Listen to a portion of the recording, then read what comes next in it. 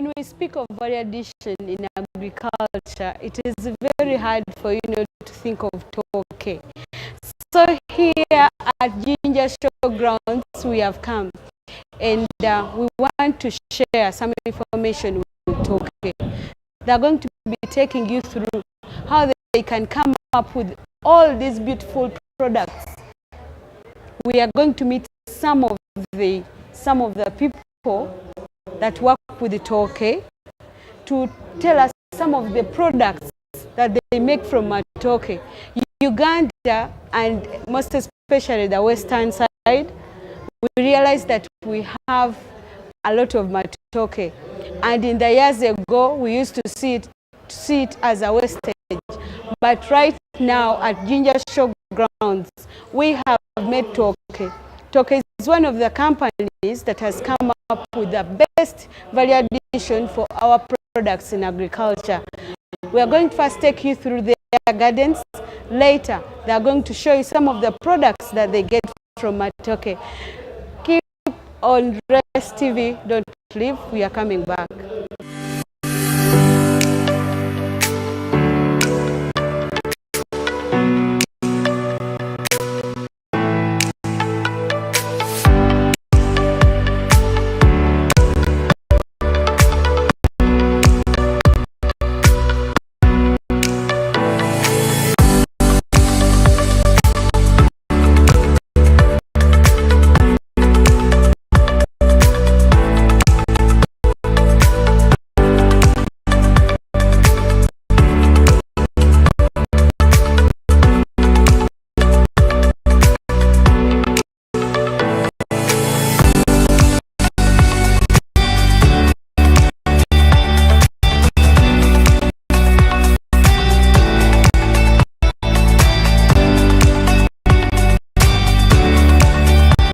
Yes, good afternoon, ladies and gentlemen. I'm called Kanyes Jadad. I'm from the Banana Industrial Research and Enrollment Center, the formerly called the Presidential Initiative on Banana Industrial Development.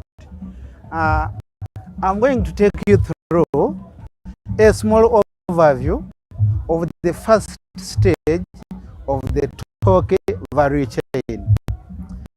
The Tooke has so many levels of values, and for this case we are going to go through how to produce that banana. Yes, true, the factory needs the banana, but how do we sustainably produce those bananas? And step by step we shall really understand how to grow that banana and optimize that yield from the same banana. And the first stage is site selection. The places that we choose for the bananas are supposed to have those deep soils. But now the question would be that I already have the land and it's what I have, so can I use it? But the truth is, yes. This site where we are was a graded ground, but we dug pits and introduced the same conditions that we would want the bananas to have.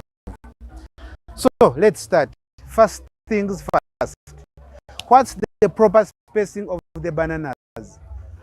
Research has proven that spacing of 10 feet by 10 feet or 3 meters by 3 meters, which is from this plant to this plant, the way you're seeing it, is sufficient enough for the bananas to feed. So having had this 10 feet, 10 feet, and 10 feet, we have the holes that are dug, which are supposed to be sufficient. So the hole size should be 3 feet width. I mean 3 from there to here.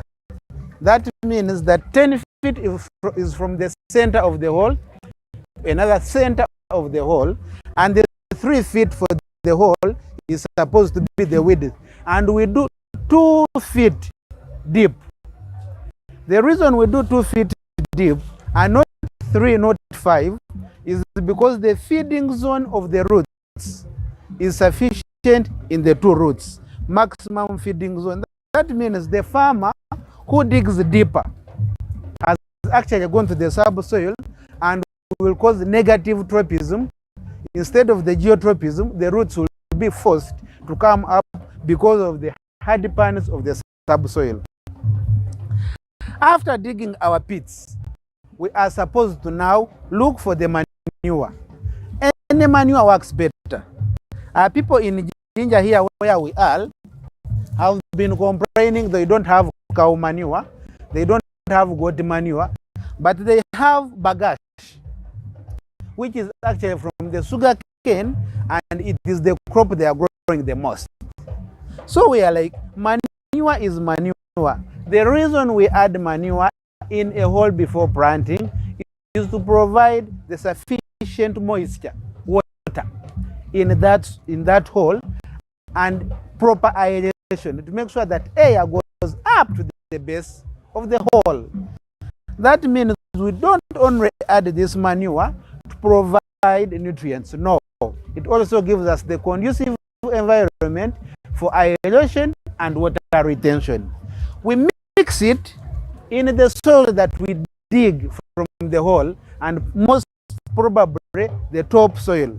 So the topsoil is mixed and then backfilled in the hole. The qualifier for the manure is the level of decomposition. That manure is supposed to be fully decomposed. If it is not fully decomposed, it will burn the sucker. So you will not have the yields that you anticipated. So that's a very key point to note. The manure is supposed to be fully decomposed. So we have challenges of people who get cow dung right away from the kraal to the garden. That manure is fresh even when it has been trampled on by the cows. It looks like soil, but it is not decomposed. Remember, conditions for decomposition must have water. If it's been a dry season, cows have trampled in the manure, it looks like soil of gasingo. But literally it is fresh. So you have to get it together, heap it, add water, sometimes add ash to catalyze the speed of decomposition. Get it when it is fully decomposed. Now, after getting the manure and it is fully decomposed like this, I don't know whether you can capture this with the camera. Let me give you a closer peek of this dark, black, nice, fully decomposed manure. Then what else happens is sucker selection. The suckers that we choose, you see this, it has the comb, hips. So this is actually a sign that the plantation where it came from is taken good care of. That's one. And two, it should have a bigger base as a food store.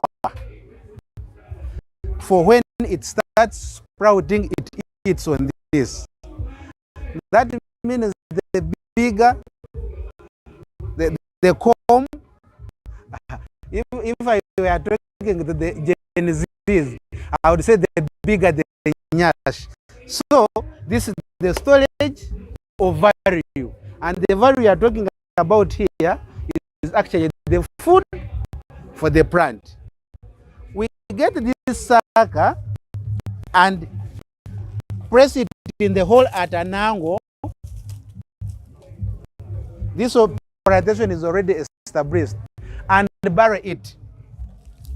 When I say bury, I mean cover it free. Do not leave it uncovered. At least make sure soil covers it for like 7 inches. And the reason we cover it is because we do not want this shoot here to get out to be hit by the sun before the roots emerge. The moment the roots are not there and this shoot starts bringing leaves, we face what we call evaporation of water. So it makes this shrink because it has lost its nutrients to the atmosphere through water.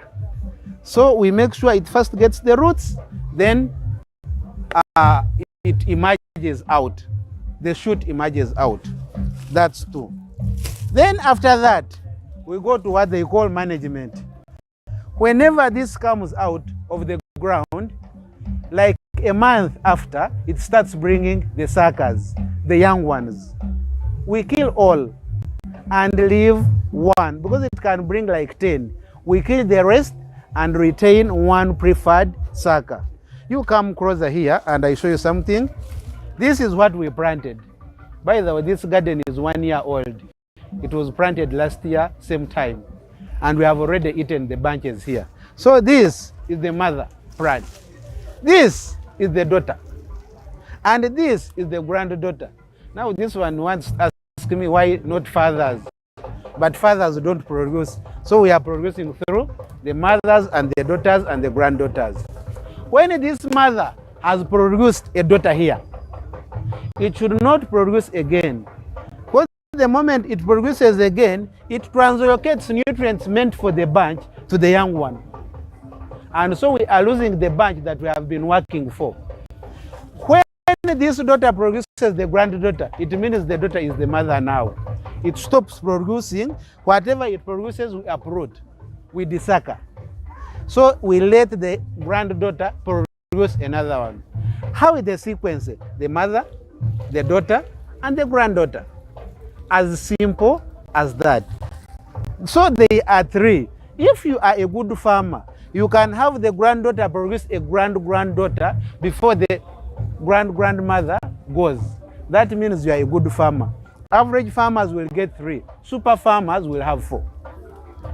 And that will ensure that you harvest more than 2 bunches per stool per annum.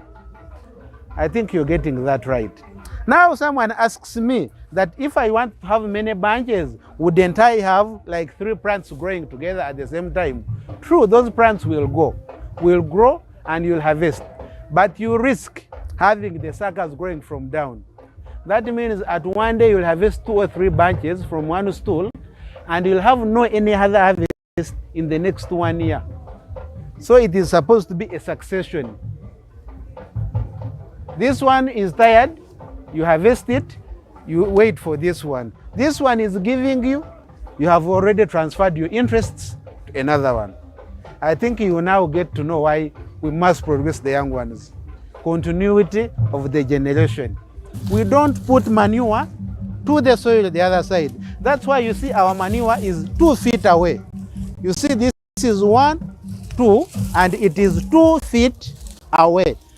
Our manure starts away from the plant.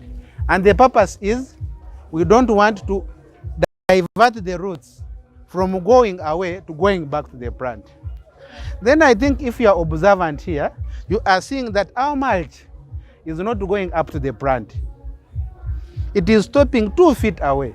And the reason is that we have a challenge of a banana weevil. The Baganda call it kayovu. That kayovu will eat up the comb because the comb is sweet. It has high levels of potassium, and so it is highly preferred by that pest, the weevil. So what do? We make sure that we do not create a conducive environment for that weevil to lay the eggs. So we remove everything, make the whole place hostile. Me, when I'm teaching farmers, I always tell them to make it as clean as a swept compound. So you always make sure that you sweep every trash. As I can locally say, do not allow bisandi any trashes to be there. They are there, they will create a conducive environment for those eggs to hatch. So don't do it.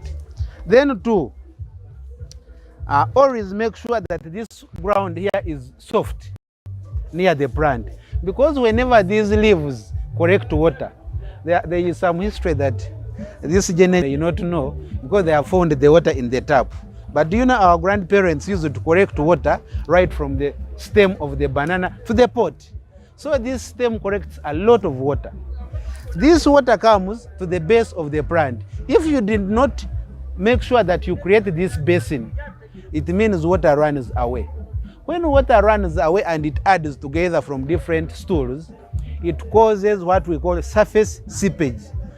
And surface seepage makes us lose the important nutrients that we have added through the manure and fertilizers. So we are supposed to make it soft and make it deep a bit, deeper than the sides, so that there is a basinary depression and the water is conserved within. Yes. Then we have a very big challenge of banana bacterial wilt disease. The only way of preventing it is to make sure that you don't cut any fresh part of the banana. That's why you see we only cut up to here, this. The moment you go for this, it means you are getting sap, exudate. The moment you get this sap, you go and cut on another plant. If this was sick, it means where you take it, it will be sick. Same as HIV in humans. Infected, got another wounded non-infected, so this is the same for this plant here. So to prevent banana bacterial wilt disease, we limit activities in the garden if we have infected plants, to avoid damages that can arise to exchange of the exudate, call it sap, from one plant to another. The other things are basic. I know people will tell you to use jig, but you only use jig when you have infected the plant. So that is as simple as that. Then to get a bigger bunch with nice fingers, the one qualifier is harvest the male buds on time. Like when the bunch is finished putting, remove the male bud. I'm trying to see where I can see the male bud. I'm going to get it. The male bud eats 30 to 40% of the total food that the banana makes. So male bud is empumumpu omukankana. You don't remove that small part of the plant that you see. The size of the bunch will go. In Olinyankoye, we call that okuzinza. Nga chikonye, chikona, just because of failing to remove that male bud. This is like cooking food, and you either don't put salt or you put too much salt. It is something small to do, but it costs a lot. Yes. So when we are done with that, we have put manure. Most of the manures that we are adding do not have sufficient balanced nutrients. So we are encouraging farmers to start incorporating some inorganic fertilizers, the NPK granular, so that they supplement the organic manure that we have emphasized with the artificial fertilizer to balance off the balance of the nutrients. Or else we shall keep suffering negative nutrient balance because we are harvesting more nutrients and putting less through the manures. So what do? We buy good ratios of manures, which are in ratios of 2 to 1 to 4 in the NPK ratios. They are there in the market in the ratios of 2 to 1 to 4. But the qualifier for addition of fertilizer in the garden is you must have added manure. If you have not added manure, it will leach. You see, scientifically, there is what we call cation exchange capacity. Yeah. So manure has high affinity to attract the fertilizer nutrients that are supposed to leach itself. It gets it and holds it for a long time. Literally, I can say that the fertilizer we are putting up is the food, and the manure that we have down is the plate. So when the food wants to drop, the plate holds it, and it holds it longer to be available for the plant. That's one of the best ways of good usage of manure for environmental conservation and for nutrient conservation, and as well for cost saving, because it gives you a long time of no addition. Remember, a banana is a perennial crop, so you cannot keep adding manure every 2 weeks or every season. So you want to add and spend like a year or two when the plantation is still nice. And the best way of doing it is incorporate organic and inorganic. We literally call it organic-inorganic interaction. So that's one of the ways of doing it right. There is a question that has been coming about why we tie the bananas here. You see, this is a mitigation for storm or for strong winds. When the winds come, they tend to swing on this side and this part opens up, the teeth. When it's pushed this side, the other teeth opens up. When you tie it together, it goes together and comes together, and so it gets resistant to the winds. It can stay at least standing under minimal staking. But we encourage farmers to always do staking. So I was earlier telling you about the male bird, the rachis omukankana. This is the biggest pest, the heavy feeder on your banana. So if you do not remove it immediately, the banana is done, you lose about 30 to 40% of the total yield that you would have got from the banana. I know we've talked a lot. I've given you some small insight on what it takes to grow the banana. You know, this is just in a video. But to understand fully what it takes, it needs you to come for a training. Thank you very much. Now I'm William Mwego, in charge of irrigation of this project, BADIC.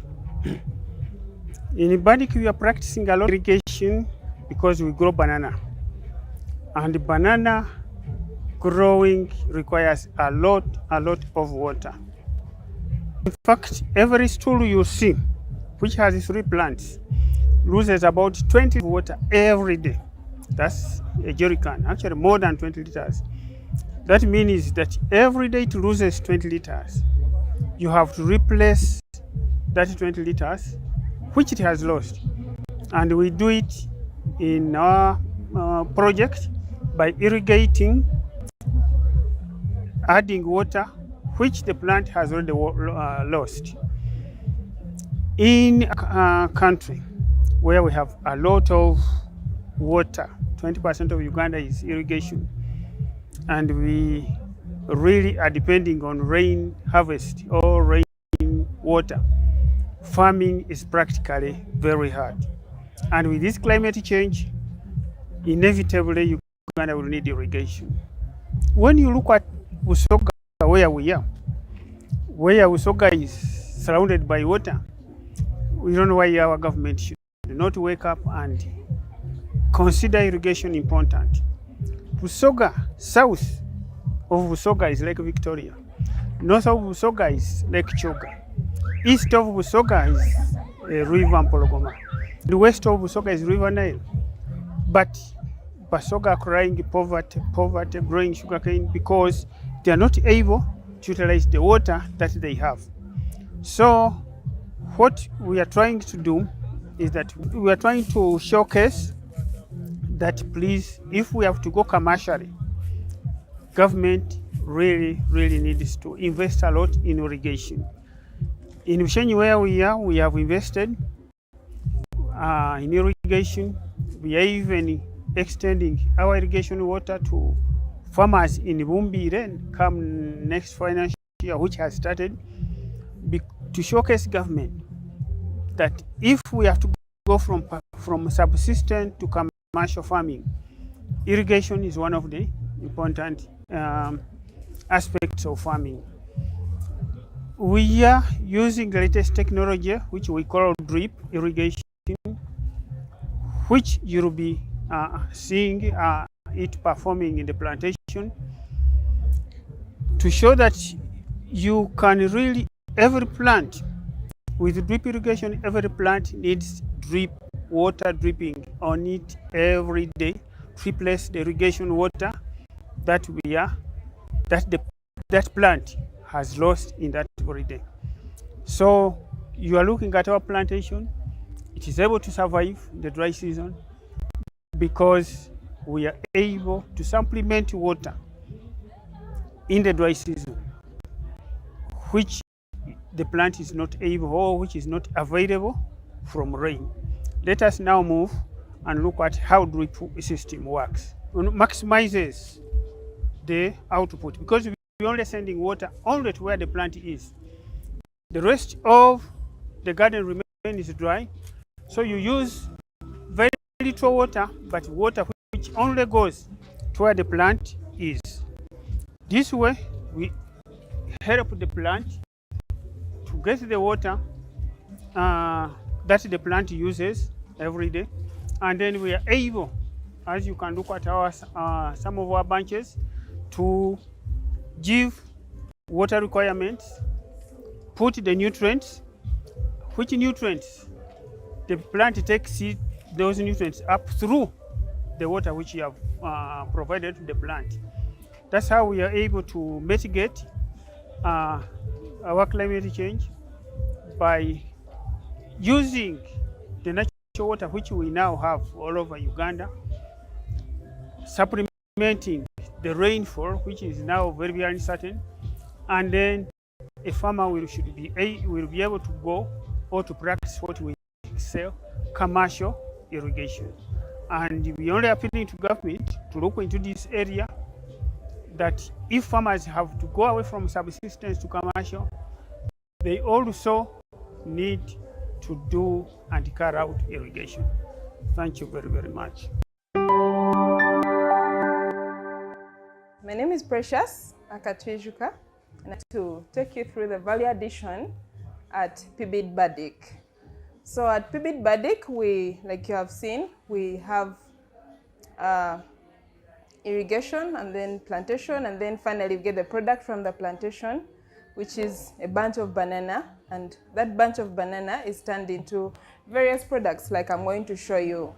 And we have processes that we go through to achieve these products, and I'll mainly talk about the two, that is turning the banana into banana flour, which is raw Tooke flour, and then instant Tooke flour. So we receive bananas at our production, which is the factory in Bushenyi, clean them up, and then if we are processing raw Tooke flour, which is this one, we'll get the banana, peel it, and then dry it when it is raw, and then mill it into fine flour, which is this particular flour. So this flour is used to make products of confectionaries or bakery products. We have cookies, like you'll see them, or you have seen them in the market. These cookies are from raw Tooke flour, which is one. And then most of the bakery products, that is a scone like this, is also from raw Tooke flour. Tooke biscuits. Tooke biscuits have variety, like you can see here. You'll find them still on the market. Here in Uganda, anywhere you will go, supermarket or a shop or any outlet, any shop, you'll find these. Then we also make Tooke bread. This is a very good product from our flour. It's Tooke bread. It's very tasty, very nice, and with a reduced percentage of gluten. And apart from this Tooke flour, then we also have instant Tooke flour. Now, instant Tooke flour is from banana, but then when we receive the banana from the farmers, we clean it up, steam it, and then dry it. I'll take you through the processes of drying. We dry it, and then we mill it and get instant Tooke flour. We call this instant Tooke flour. Why? Because it can be made in an instant. So you get this particular portion of flour, get your hot water, and then pour hot water in a cup, or in a cup if you're making porridge, or a bowl if you're making a meal. This is a meal, but you can use the same flour for either porridge or meal. So if you're making, you pour your porridge into water and then mix up until you get a thickness that you desire, and then you'll have your Tooke instant porridge. This porridge can be used for babies, it can be used for mature people, it can be used for anyone, and the good thing about it is that it's instant. So for as long as you have hot water, hot enough to make you tea, then you'll be able to have instant Tooke porridge or meal. Yeah, and The other products that we make from banana are Tooke crisps. This is a very, very healthy snack. You'll find it on the market and taste it, but it's just Tooke crisps. We receive banana and then we take it through the process, and then we get very crunchy Tooke crisps. These are like any other crisps that you found on the market, but the special thing about them is that they are gluten-free. This is entirely gluten-free because this is real banana, all banana, 100% banana. And so for people who are struggling with maybe eating a snack that is made out of wheat flour, and you feel it's a problem because your stomach takes some time to digest it, it's best that you invest in this. You take this for yourself. It's very light, it will not make you so full, and yet it's very healthy for your body, for those who don't want to add weight, want to live healthy, don't want to struggle with digestion issues. That's the Tooke crisp snack. One without chili, and then we have one with chili. Then we also have Tooke buns. I talked about the bread, but then we also have Tooke buns. This is also a very, very healthy tea accompaniment for when you have tea as a family or a group of friends or even a restaurant. You can actually invest in these buns and it will be very healthy for your customers because it has a reduced percentage of gluten. And we also have mandazi. I understand the young people like to eat on these to take care of their hunger. These are also healthy because they have also a reduced percentage of gluten. So all of this is because the banana has been looked at as something valueless. But then when you look at this that I've shown you right now, you'll actually see that the banana is actually a commodity that can be used out there in the market. If you turn it into these products, that means like a longer time with them compared to when the farmers have harvested bananas, and maybe during there are some seasons when bananas are ripening and then they feel this is not really an economical product. But with this invention, with turning it into all these products, a farmer has hope that so much will come out of his garden. Now I'll take you through the drying processes. This banana that is turned into flour is dried using air drying, and so this air drying, we get water, heat it, and then turn it, use it to heat air, and then we blow hot air over these wet crisps or wet chips that are finally milled into flour. There are various ways of doing the heating. One, you can use the renewable energy, which is either bioenergy or hydropower. But in the event that you do not have hydropower, then you can invest in bioenergy. I'll show you the bioenergy digester. So for the digester, we use banana peels, any form of bioenergy that you have at home, bio-waste you have at home. This we call bio-waste to utilization. So if you have peels, if you have cow dung, you're a farmer, you have cows on your farm and you want to invest in energy or you want to utilize their waste, you can buy this and use it, and then you'll also get manure, which you will be able to invest in your garden. So it's a circular economy. Whereas the cows give you waste, use them to get energy, and then you put the bio waste or the bio slurry back into your garden. It's a very, very healthy nutrient for your garden. After we've gotten the pulp, which we use to turn it into flour, then there's that waste that remains, is majorly, in our case, banana peels. So what do we do with peels? We get these banana peels, pulverize them or shred them into smaller size, like you can see here, and then we put them in a digester. We put them in a digester and then mix in some cow dung so that we balance the carbon to nitrogen ratio. This helps us to achieve.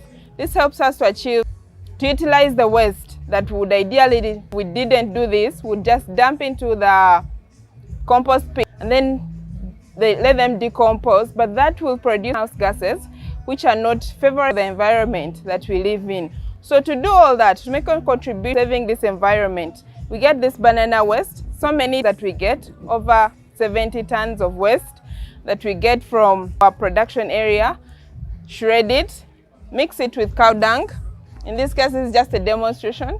With cow dung, mix it with cow dung, and then feed it into a digester.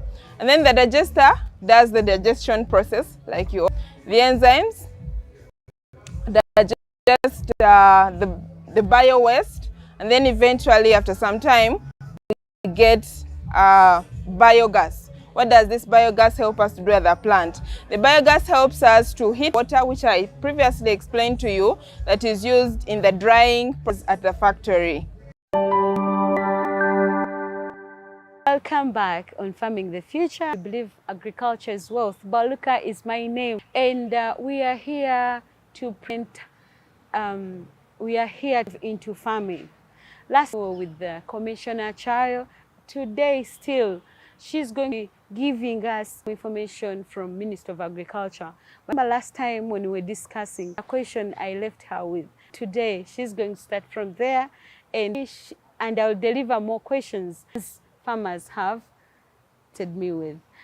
Commissioner Chayo, most welcome. Please greet our viewers. Margaret, yes, and it's good to continue talking with you.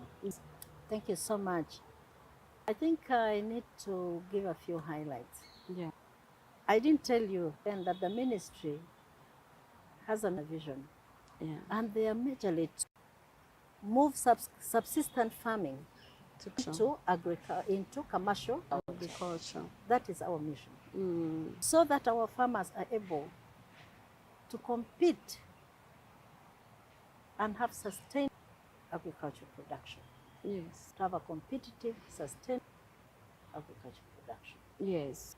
So, in line with this, the ministry was also provided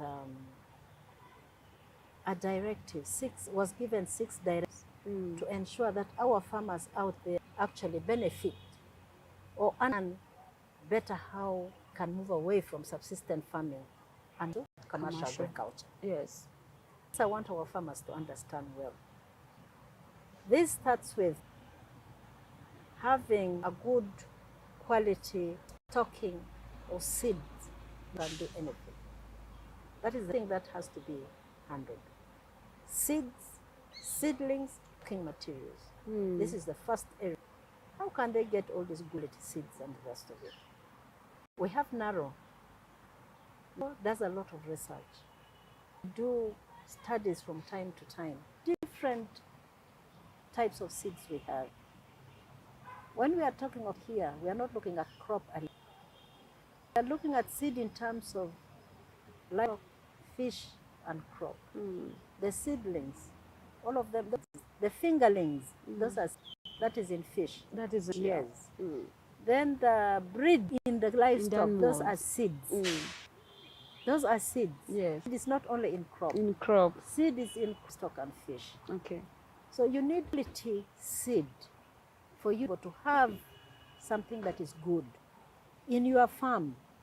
Your farm is of livestock. Whether your farm is for fish or whether your farm is for crop, you need quality seed to start with. So that is the number one for the ministry. Yes. And that's why we have the research. NAGRIC handles issues of breeds. Yes. And NARRO is a very good organization. They also handle a number of others. Okay. Okay. Second issue looks at issues of pests, vectors, and diseases. There are a number of differences outside there that our farm to look at. Others are new, they just come on board. In the near future, we had, in the last few years back, we had the fall armyworm. Fall armyworm was, for example, a new pest that farmers understand. Came from, it was in America. So we don't know how it jumped from America to come to this place. That means controlling this pest in the farmer's field. The issue, it had to take a number of technical people to go and teach the farmers. They can put the chemical in the funnel of the maize plant, for example, for the pest to die. But as we talk today, most farmers now know how they can control the fall armyworm. It devastated very badly. But we have many illnesses, even in life. even in. So the issue of pest, vector, and diseases are very important for the sector. Our farmers to understand this and be able to address them. If they control all this, they are good to go ahead. And that's why we have departments of crop protection, crop inspection. Inspection is to check. So how they work? Certification. How they work? This extension work, how they work on the ground to help our farmers. Just like said, we have a small number, but how they work towards this. That's why the other time we need our farmers to be in groups. If the farmers are in, they're easier to handle even for the extension work. Where there are charge of pests, vectors, and diseases, easily addressed by the extension worker. In the districts, they have livestock, fish entomologists, all the district under protection, under production department. So the people who go down the farmers from district, county to parish level, they have to that level. And these are the people who interact on the activity with our farmers. So they are with our farmers. And where there are challenges, they quickly get through. And all this technical we're talking about, get in touch with them and they see how those issues. Second area of concern was pests and vector control. The third area is on irrigation mechanization. You will agree with me that a lot of challenges of prolonged dry spell. And sometimes you see the farmers lost everything. And it is really very devastating and painful. If you are a farmer and you see all crop goes to waste, and you see more is dying because it cannot drink, it is really, really painful. These are areas that the ministry also do. Of late, them has been giving out tractorization to our farmers, to groups of individual farmers. Not individual farmers. Groups of farmers. But also farmers have a misconception about the groups. Have not been educated well. People think when in these groups they want to be taken, they want to be like they want to use them. Yes. It is not necessarily that. I think we misunderstand the concept of farmer groups. Yeah. Maybe because politics probably comes in and the aspect of clubs or associations, cooperatives. Yeah. But as back we had good associations that made a big difference. The problem we have today probably come in because they want something to benefit now and forget about it. If you have a group that have come in to ensure that their group is strong and they benefit from each other and they are able to sell their things in a market way, you know, then farm becomes group thing becomes a good thing. Sorry about that. If the farmers are in group, let me repeat this. Coming together as a group help these farmers in very many ways. I don't believe in this for free. But once group, they will be able to benefit each of the group members. Each of these members understand differently and has got a speciality. So they will understand from each other. Once they're in a group, they're able to aggregate things that are produced together. And you have a big bulk together as a team. So you use the markets, yeah. You have a better getting power because you have the bulk. In agriculture, when you have bigger bulk, the more you have, the more money you get. Money is in quantity and quality. And when you're doing it together, your quality, the standard is up. Definitely the money will be better. So you easily be swept away to do other things. You have a focus, you have a reason to be in that group. So grouping in farm, very good thing to do. And once you have the focus, you will make a difference. So the government is promoting even now in most of the projects that's on. You have to be in the group. And whatever the government gives you is at a cost sharing, not for free. That means each member of the group contributes an amount, maybe 20, maybe 5, and then the bigger one is paid by the government. That takes us to our issue of irrigation and mechanization. Yes.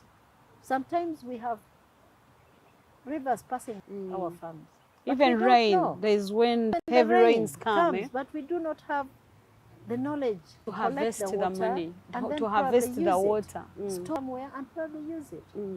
So these are where the government comes in, provide capacity to see how we harvest the rainwater. How can we use or the water body that is near us, The swamps. benefit us? So the third issue that the government is looking at. Then the fourth one comes in educating farmers. So the government has taken that really head on, that the farmers need to be educated. The community needs to be educated. What is it that they want to know? So we have to mobilize them to come and understand and then be able to do things. So farm education and or rather mobilization and education is another issue that the government picked up very seriously. That is the fourth area. The fifth one is the government to work with the large-scale farmers. We have not very many large-scale farmers, but these large-scale farmers can help them. When the government supports, then they can work with the small-scale farmers that are near them to empower them. These farmers can produce what the large-scale farmers are producing. And with support from this large-scale farmer, because of them, they have the equipment, they have the machine, they have the technical expertise, so them can be used to help the small farmers around them. So they can invest in this man, has something, and then that one also to support the farmers that are near them. Probably produce similar enterprise like them, that they provide market for the small farmers. About the last one. Okay.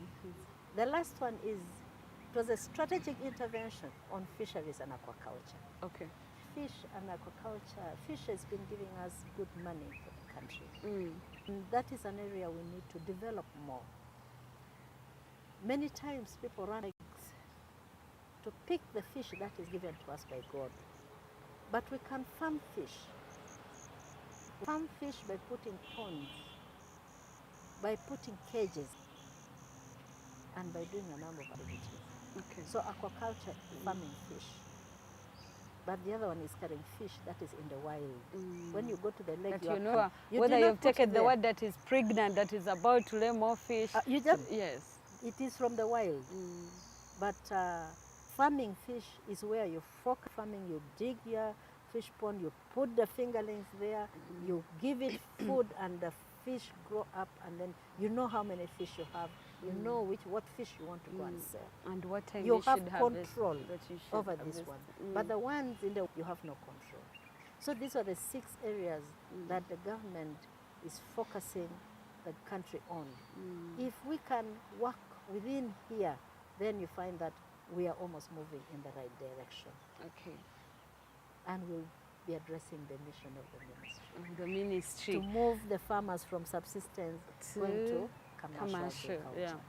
Yeah, it's you are doing a very great job, but I have this problem that before even farmers think of complaining, I'm looking at the other point you brought, that you're working with the large-scale farmers to help the small-scale farmers to work together, and they produce for a better or for a larger market.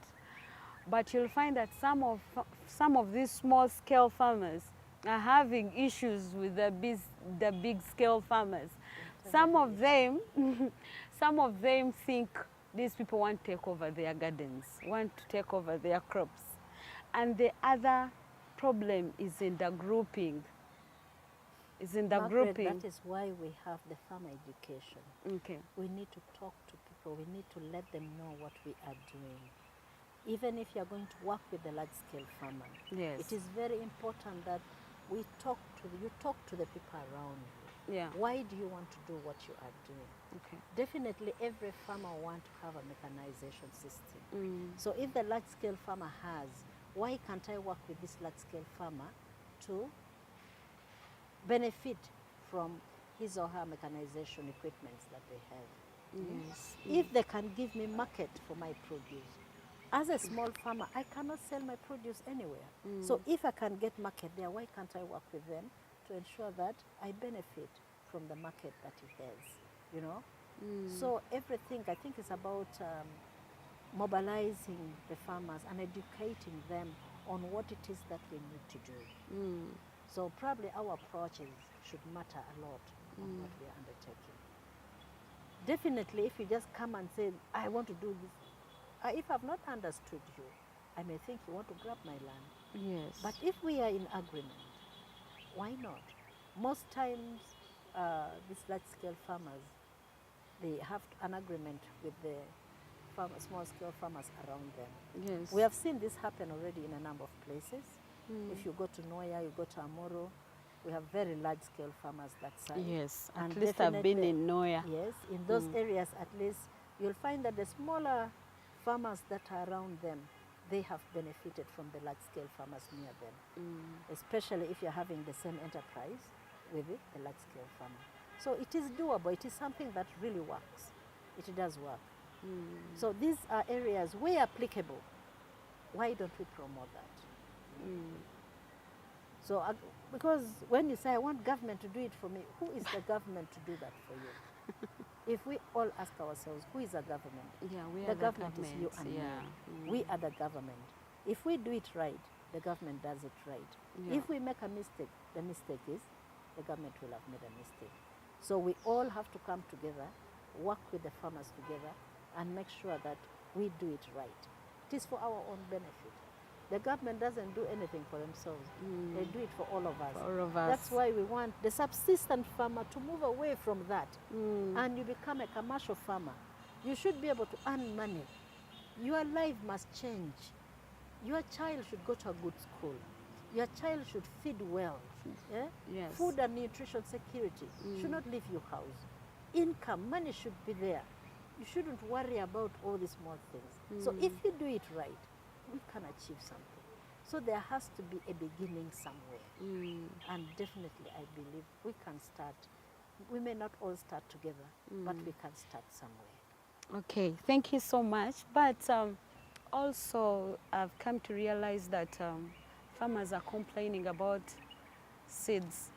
You say seeds are not in crops only, but let's look at the crops. You realize that for you, let me look at maize. You realize for someone to plant maize currently, you have to go back to the shop to buy the seed. Whereby these seeds are not replanted. Yes, they are not replanted. As Minister of Agriculture, how are we handling that issue? I don't think there's a problem with that really. Sometimes we put words in farmers' mouths. Sometimes we go to tell them, this is not good. They are cheating you. They don't want you to replant your own seeds. You can replant the seeds, all the seeds if you want. Nobody has stopped you. Okay. You brought in an example of maize. There are so many maize varieties.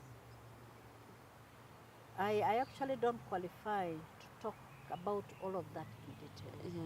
But a lot of work has been done by NARO to produce different varieties of seed, of maize seed.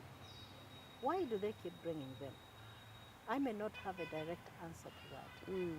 But when we look carefully, there are lots of things happening today.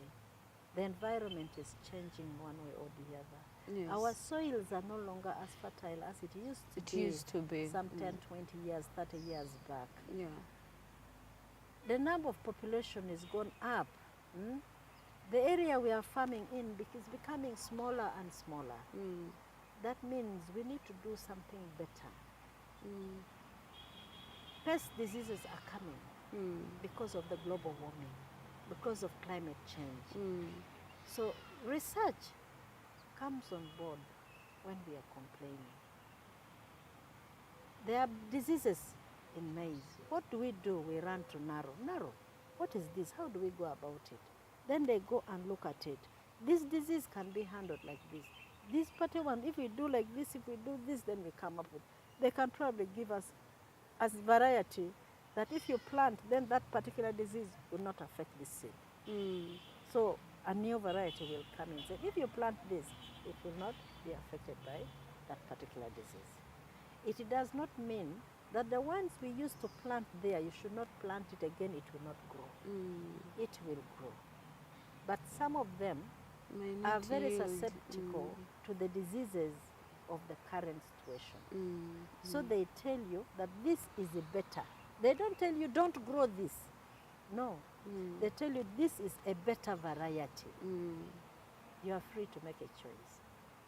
You can go back and you said, for me, I don't want to go back from my grandfather's thing. Those were the only ones I want. Keep your seeds and keep growing. Others have better yield because the population keeps on growing. They said, okay, this is a bigger population. How can we improve production of this particular type of crop? Okay. Then there were those things called oba nalongo, it produces 2 or 3. Said, okay, if I plant nalongo, I will be able to get double what I used to get there. It is upon you to make a choice. I don't want this one which gives me double. I want the other one which has color of my grandfather. You have a choice to make. It's up to you. Nobody is pushed, nobody is forced. Yes. But we are giving you options that this one, when you plant, you get so much. When you plant this, you get so much. When you plant this, you get so much. Which one do you want? If you use this when it is after harvesting, you go and buy again and you do that. Which one do you want? If I can get 3 times as much, why don't I go and buy it? They say buy that seed. Yeah, because Is it the still same your thing money with will the come planting? out. Thank you very much. And that's why we say we want to move away from subsistent farming just for the stomach, For the stomach. and go to commercial. If I want to do commercial, how do I do it? I need quality seed that will give me high yield. High yields. I don't want one which will not give me what I need. Because I have to go to the market. What am I going to sell? So those are the issues. So we need to guide farmers. Farmers need a lot of help. That's why we have the farm education, farmer mobilization and education element in our focus areas. Okay. Rest TV is here to present to you and to teach you, guide you, especially for my viewers of Farming the Future and Agriculture is Wealth. We are here to teach you and bring the right information that you need. Minister of Agriculture is working very hard, is working to see that they see you move from subsistence farming to commercial agriculture. And we are with the Commissioner Achayo. So Commissioner Achayo, thank you so much for all the information that you've presented to our farmers. And I'm requesting for your last words. Thank you, Margaret. I'm very happy that we have had opportunity to talk. I want to tell our farmers out there that the ministry is here for you. Whenever you have any challenges, go to the nearest production extension officers near to you. Because I cannot tell you come to the ministry. No, that will not be practical. Move to the nearest extension officer if you're in the district, wherever you are.